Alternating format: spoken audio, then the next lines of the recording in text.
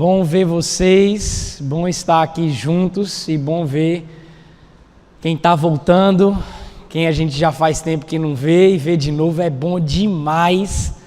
Uma família extremamente amada, que já participou, inclusive, de coisas, as loucuras da gente aqui dessa igreja, né? Já participou, botar 20 crianças dentro de uma casa pequena para fazer uma colônia de férias, você não tem noção do que é isso, não. E a Jane já participou disso com a gente, ainda bota as filhas no meio do caminho com a gente, né? Mas é bom a gente tá junto e relembrar dessas coisas, porque a caminhada com o Senhor, ela é sempre progressiva, a gente está caminhando para um alvo certo, e é muito bom a gente perceber esse crescimento do Senhor na vida da gente. E hoje a gente vai estar compartilhando, como o Danilo falou, o pastor Sérvulo, ele está no período de férias dele, e aí a gente vai trabalhar um pouco da mensagem do Senhor, e eu quero poder trazer aqui um texto da palavra de Deus em Colossenses. A gente vai ler apenas os 7 primeiros versículos. E antes da gente ir para a mensagem propriamente dita, eu queria pensar com você algumas coisas sobre esse contexto em que essa carta está sendo escrita e para quem ela está sendo endereçada e por que Paulo está falando nesses termos ali com aquele público. Mas a ideia da gente aqui é para que eu e você nós deixemos o que é fictício e a gente possa abraçar aquilo que é verdadeiro. E que, se Deus permitir, nós vamos ter o nosso coração aquecido também por essa palavra do Senhor. E eu queria iniciar lendo com você o texto lá de 1 Colossenses, você pode acompanhar aí na tela, a partir do primeiro versículo. Eu falei primeiro, né? Só tem um, tá, gente? É o primeiro mesmo, é o Colossenses. Às vezes sai umas coisas assim. Mas vamos lá. Paulo, apóstolo de Cristo Jesus, por vontade de Deus, e o irmão Timóteo, aos santos e fiéis irmãos em Cristo, que se encontram nessa igreja ali, nessa região dos Colossos, graça e paz a vós outros da parte de nosso Deus, de nosso Pai. Nós sempre damos graças a Deus, Pai de nosso Senhor Jesus Cristo, quando oramos por vós, desde que ouvimos da vossa fé em Cristo Jesus e do amor que tendes para com todos os santos, por causa da esperança que vos está preservada nos céus, da qual antes ouvistes pela palavra da verdade do Evangelho, que chegou até vós, como também em todo o mundo está produzindo fruto e crescendo. Tal acontece entre vós, desde o dia em que ouvistes e entendestes a graça de Deus na verdade, segundo fostes instruídos por Epáfras, nosso amado conservo, e quanto a vós outros, fiel ministro de Cristo, o qual também nos relatou do vosso amor no Espírito.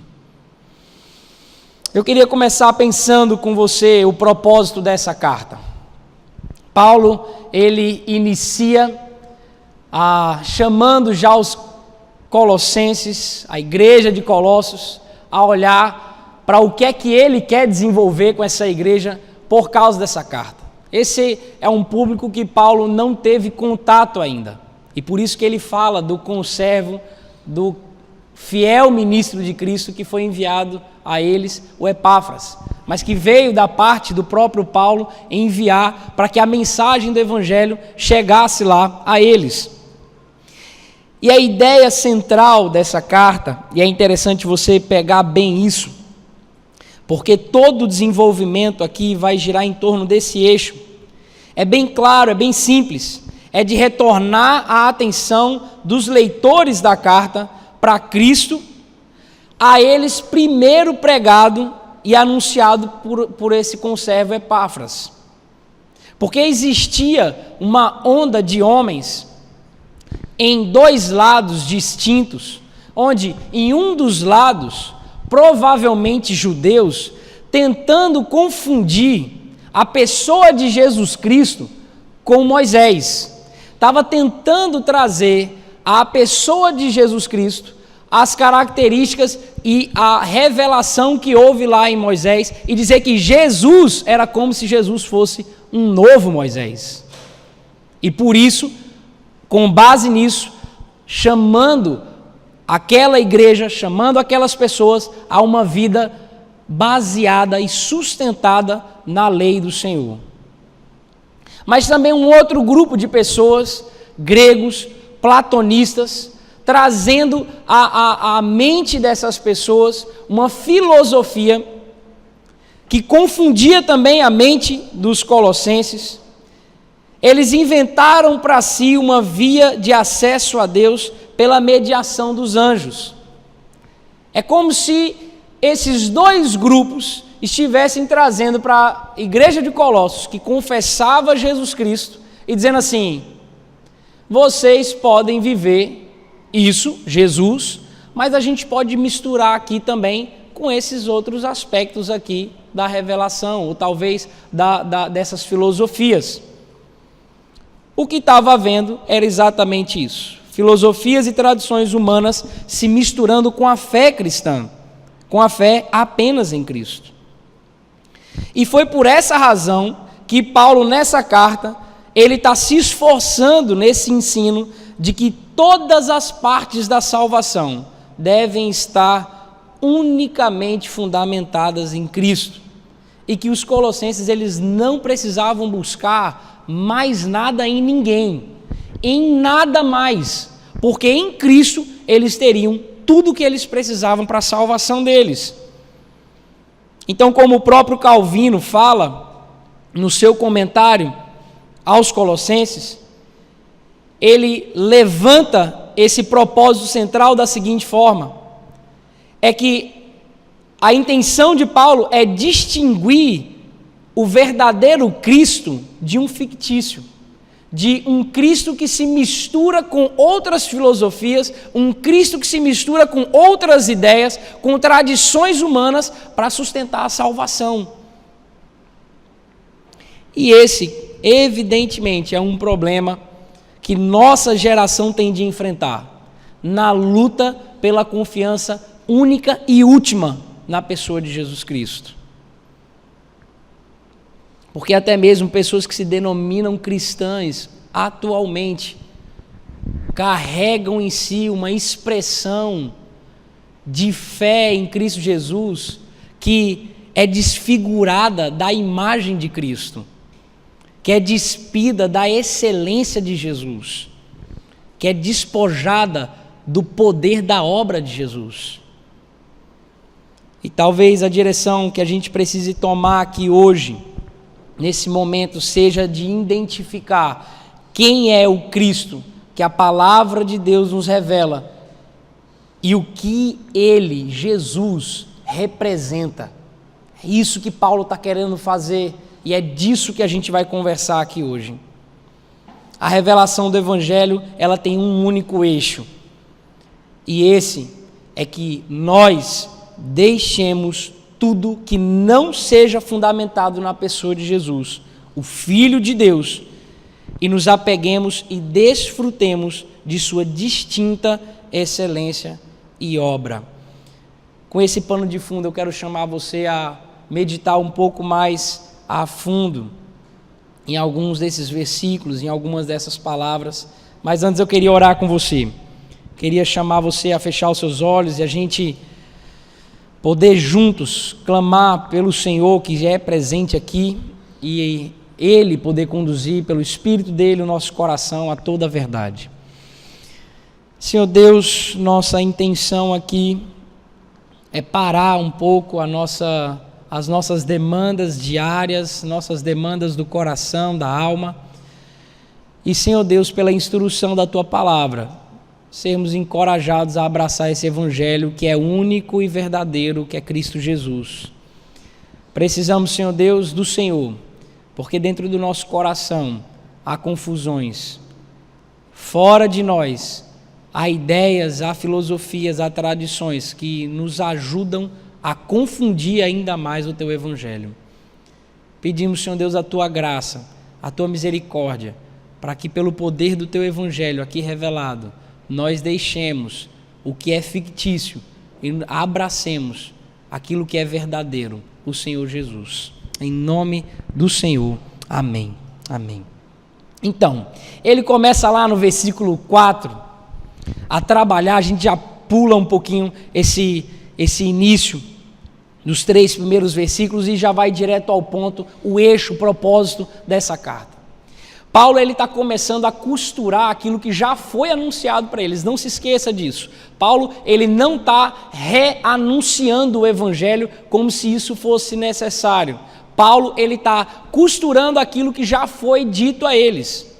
Então Paulo começa daquilo que é o que está sendo proclamado a respeito dos colossenses. O que está sendo proclamado, o que eles ouviram a respeito dos colossenses, foi a respeito da fé deles em Cristo e do amor deles por todos os santos.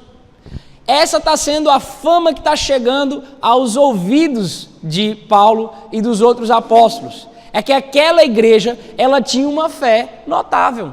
As pessoas que professavam a vida de Cristo, a fé em Cristo, eles realmente viviam isso. E isso era comprovado no amor que eles tinham uns pelos outros. E Paulo ele inicia costurando isso por uma ideia central. É que a união com Cristo, ela produz frutos evidentes na vida do cristão. E os frutos, um deles é fé em Cristo Jesus e o outro é o amor por todos os santos. O que ele está dizendo é que necessariamente o objeto da nossa fé, quando nós nos professamos cristãos, seguidores de Jesus, é que o objeto da nossa fé é apenas Jesus.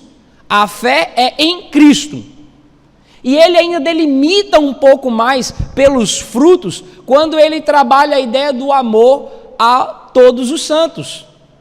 Porque essa aqui é a mesma ideia que Paulo está trazendo, quando João, na sua epístola lá de 1 João, ele trabalha a ideia de que é consequente à vida do cristão, é consequente o amor de Deus na vida dele, gerar amor pelos outros irmãos, pelos outros filhos. Porque a ideia aqui é que o Filho de Deus, ele é unido a um mesmo corpo que outros filhos já estão. E o amor de Deus alcançando o coração dessa pessoa, necessariamente ela tem esse fruto do amor por todos os santos. Ela tem o amor pelos outros. A união a Deus necessariamente nos une aos outros filhos. E Paulo está trabalhando essa ideia dos frutos, porque esses frutos eles são efeitos do dom de Deus derramado sobre os filhos de Deus. Os filhos de Deus, eles têm esses dons de Deus presentes na vida deles. E Paulo está lá iniciando por esses frutos. Só que ele vai colocar aqui a consequência, por que é a causa desses frutos existirem na vida daqueles irmãos. E lá no versículo 5 ele diz o seguinte: por causa da esperança que vos está preservada nos céus. Esses frutos, eles são derivados da esperança que aquelas pessoas têm da glória celestial. Os frutos, eles não vêm de outra coisa, eles vêm de uma esperança que a eles primeiro foi anunciada.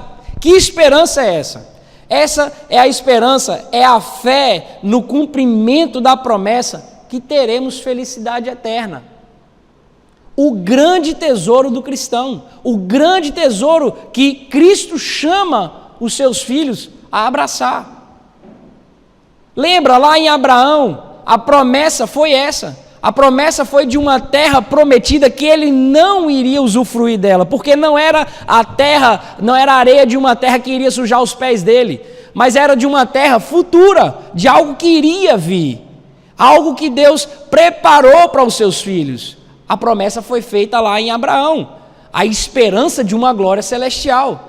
Essa esperança também foi proclamada, anunciada pelo próprio Cristo, diversas vezes nos seus evangelhos, onde ele chama o filho dele, onde ele chama os seus seguidores a colocarem o seu coração nas coisas celestes, nas coisas do céu, na vida que está por vir. E o próprio Jesus é quem conquista essa vida. Essa é a esperança que Jesus promete, e essa é a esperança que Paulo está retornando à mente deles. Lembrem, essa fé que foi proclamada a vocês.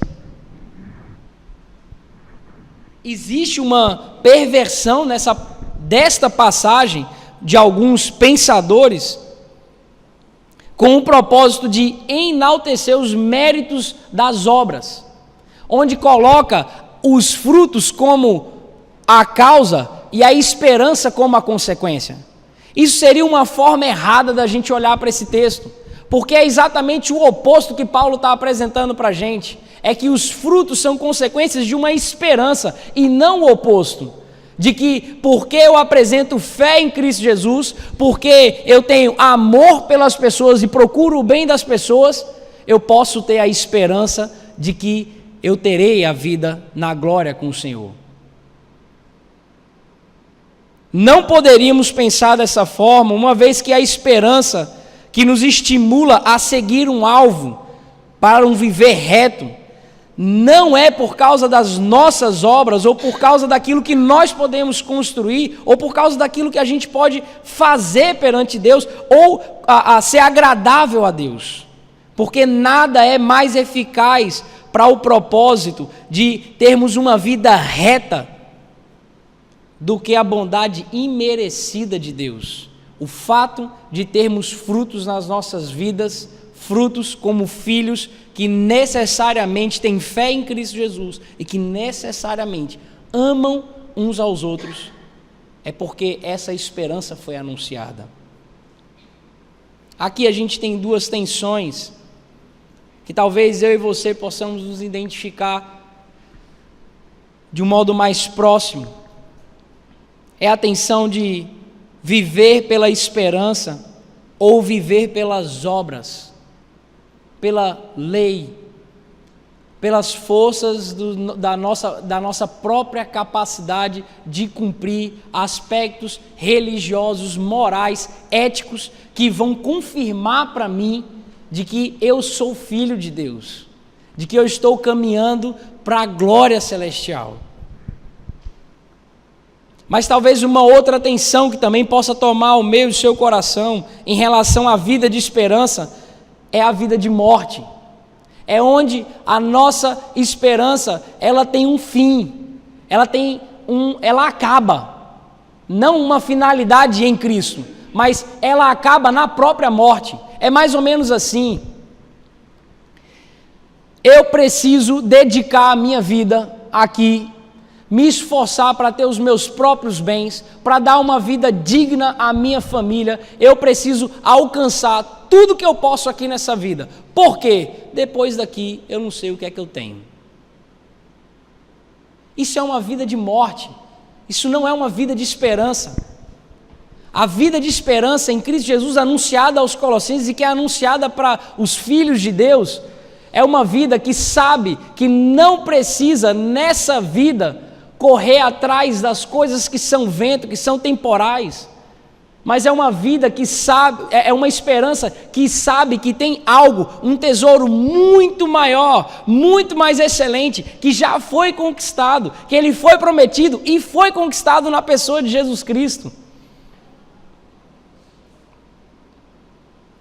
Mas Paulo continua costurando esse evangelho na mente dos colossenses. Quando ele vai para o versículo 6, ele diz: da qual antes ouvistes pela palavra da verdade do evangelho. Esses frutos, eles são por causa da esperança que vocês têm.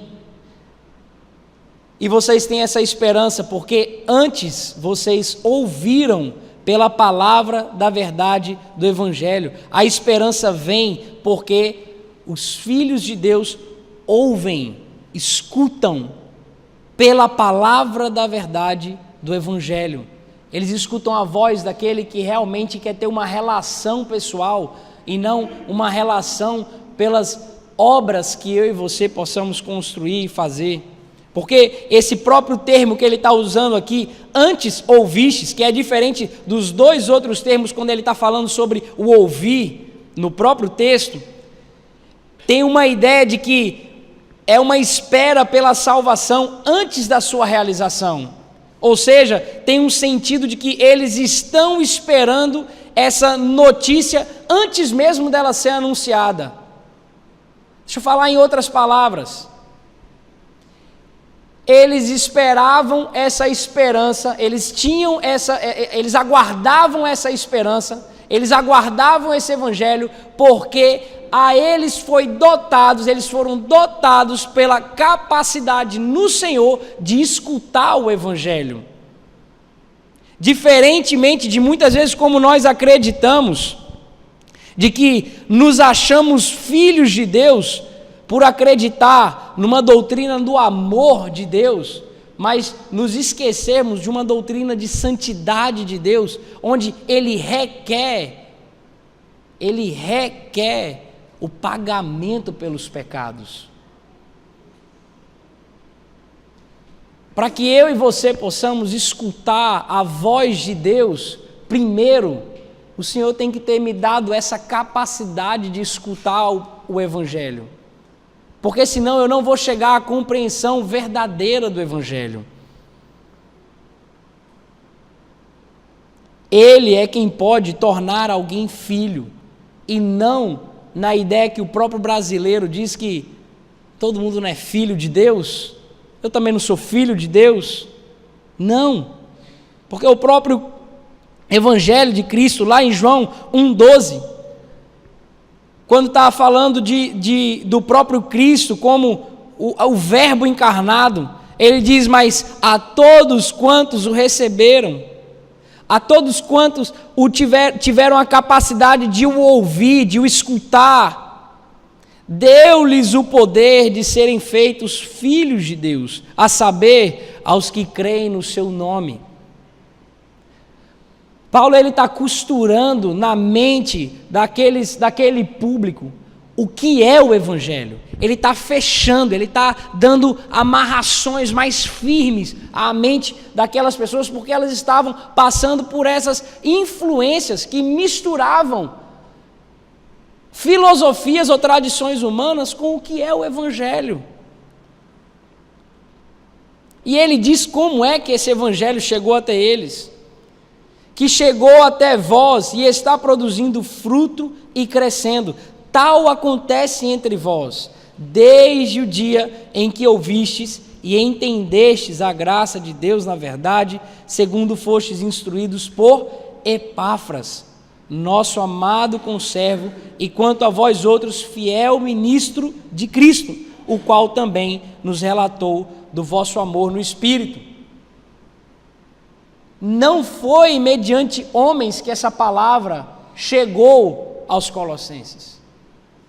Não foi mediante esforço ou intenção humana que o Evangelho chega a alguém. Chega a quem é filho. A ideia de fiel ministro para vocês, que é o que Paulo está dizendo aqui, quanto a vós outros, fiel ministro de Cristo. Essa palavra ministro, ela é traduzida para ministro de uma palavra chamada diáconos. Epáfras, ele é um diáconos de Cristo. É aquele servo que está pronto, foi capacitado pelo Senhor para executar a vontade do seu mestre. E isso fielmente. Ele está dizendo aqui, fiel ministro de Cristo. Ou seja, ele que instruiu a vocês, o evangelho chegou até vocês por meio desse homem que foi dotado, capacitado pelo próprio Cristo e que enviou a vocês para anunciar esse evangelho. Esse evangelho vem da parte do próprio Cristo. Não são homens que podem ensinar ao seu e o meu coração, ao nosso coração, a verdade do evangelho. É o próprio evangelho que se revela, porque o evangelho é uma pessoa. E Paulo está dizendo que não basta apenas ouvir, é necessário entender a graça de Deus na verdade. Esse entendimento que Paulo está falando pressupõe proximidade, acesso ao conhecimento. Aquele que foi dotado a ouvir tem agora acesso a conhecer, a ter intimidade. Porque o acesso ao evangelho não são a letras mortas, mas é um acesso a uma pessoa, a uma identidade verdadeira da pessoa. O que ele está dizendo é que o evangelho nos dota, nos capacita, aqueles que são filhos, a ouvirem, a receberem o evangelho, a receberem a Cristo. E a graça de Deus, que Paulo está falando no texto, é a reconciliação com Deus em Jesus, gratuitamente, com todos os benefícios e tesouros celestiais. Esse alinhavado que Paulo está fazendo do evangelho na mente daqueles a quem o evangelho já foi pregado, e talvez você aqui pela primeira vez esteja tendo uma expressão mais nítida, mais clara do que é esse evangelho, mas talvez você já tenha escutado, ouvir falar de Jesus de diversas formas, e até mesmo você que tem uma caminhada de longa data com Cristo, e talvez dentro do corpo da igreja, mas esteja misturando o conhecimento do evangelho, o entendimento do evangelho com outras filosofias, com outras tradições, que não somente a de Cristo. E isso tem gerado uma devocionalidade estranha, fragilizada, uma devoção diária na sua própria vida, onde você não está conhecendo mais a Cristo, mas talvez você esteja estabelecendo mais parâmetros de obras a serem seguidas. Ou talvez a finalidade última de nos ligarmos a Cristo ainda já não esteja mais queimando no seu coração. Deixa eu dizer uma coisa para você. É preciso deixar o que é fictício e abraçar o que é verdadeiro. E o verdadeiro é através de um relacionamento. Eu fiz uma imagem para a gente fechar essa ideia, e é o evangelho na linha e na agulha. É isso que Paulo está fazendo ali. Ele está amarrando os nós, ele está fechando as brechas, e ele iniciou de trás para frente. Agora a gente vai na ordem pedagógica. Chegou pela instrução, o evangelho ele chega pela instrução. Valeu, Vitão, foi ótimo isso. De manhã ficou pequeno e de noite ele sempre melhora, né? Vai ganhando experiência. Esse evangelho ele chegou pela instrução. O evangelho ele chega através de alguém que o próprio Cristo chamou para executar essa tarefa de anunciar o próprio Cristo às pessoas. Então o Filho de Deus, ele ouve, ele escuta esse evangelho pela instrução. E esse evangelho é a esperança celestial. É a esperança de que a sua vida, ela não termina aqui, então você não precisa se apegar às coisas temporais. Você não precisa colocar depender a sua salvação, colocar em dependência a tua salvação a uma vida que você pode construir boa e agradável aqui nessa terra. Mas você sabe que tem uma finalidade última, e essa finalidade última é o encontro perfeito na presença de Deus. onde não vai ser mais escutando pessoas ensinando, mas vai ser o próprio Deus ensinando ao coração. Esse evangelho, ele chega pelo ouvir, por essa capacidade que Deus dota a pessoa de ouvir e entender a graça em Cristo Jesus. E aí sim, é produzido frutos e crescimento. E isso é visível aos olhos. Um filho de Deus precisa ter acesso ao evangelho dessa forma. É isso que Paulo está falando. Vocês, colossenses, receberam essa mensagem do evangelho. Não se desviem dela. E talvez para você hoje que esteja escutando pela primeira vez, isso é o evangelho. Não toma outro caminho se você quer conhecer a Cristo.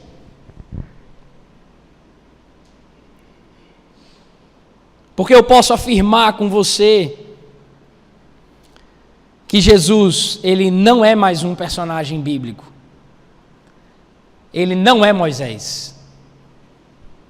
Jesus, ele não é mais uma fábula, onde por vias fabulosas, sobrenaturais, eu possa chegar a Deus. Não, Jesus é uma pessoa.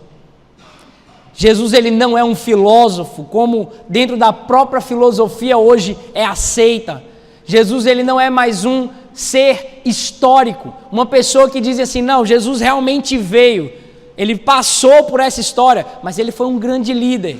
Não há nada de especial nesse Jesus, a não ser que ele tinha uma grande eloquência e ele conseguia trazer questionamentos muito bons para a época dele. Jesus estava à frente do seu tempo. Não, Jesus não é apenas isso. Deixa eu dizer para você o que o Evangelho diz que Jesus é. Jesus é o Cristo verdadeiro, que vem da parte de Deus, faz um pacto de graça com todos aqueles que o Pai o deu, para que vivam eternamente com Ele, desfrutando da vida com Deus. Se se a mim e a você não chegar à verdade desse Evangelho, nós não podemos ter esperança, e muito menos produzir frutos de acordo com o Evangelho.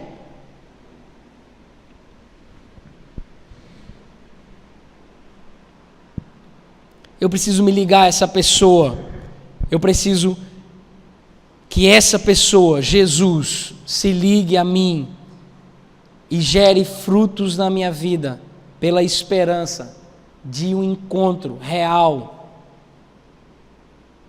celestial, um encontro onde Ele vai fazer nova todas as coisas, porque no pacto que Ele fez com o Pai na eternidade, foi um pacto de redenção, antes mesmo de todas as coisas serem criadas.